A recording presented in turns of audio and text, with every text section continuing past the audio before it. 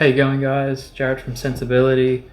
Today I'm going to show you a delivery that I got from privateblends.com.au. They're a great Sydney shop that has all your Middle Eastern fragrances. They also have a partnership with the Jerusalem store here in Melbourne and New South Wales. So usually what you find on either one of their websites, it can be a little bit similar. Sometimes Private Blends has a little bit more than the Jerusalem store, or will have it beforehand. So if you can't find something that you like or it's out of stock on one, check the other and vice versa. So this is my Private Blends delivery, and I'll show you what we have in there. So these are the bonuses that you get, which I have a Mahir deodorant. I got another little extra from it is Chalk by Latafa Pride. That's a little 20ml sample, which we'll see what that one's like. And I'm glad I got this one because this was a bonus.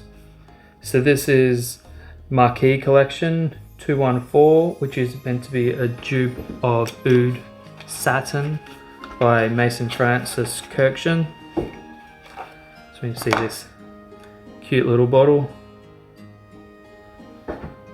And then the two fragrances that I did a pre-order. And we have Divine Asylum by Paris Corner. So this one is a dupe replica or inspiration of Roja's Elysium, Roja Dove or Roja Dove, whatever you like to call it.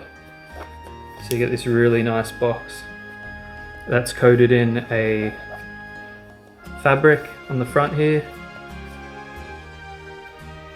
and then it opens up to reveal what looks very similar to a Roja or Roja Parfum.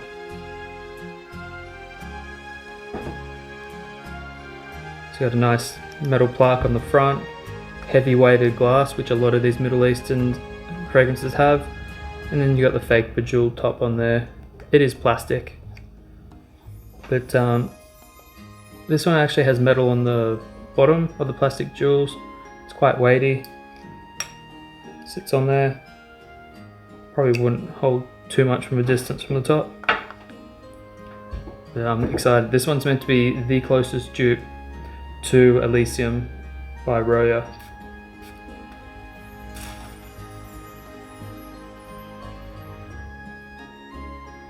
Straight up, that's Elysium. Beautiful citrus. Beautiful, beautiful citrus. Great for summer.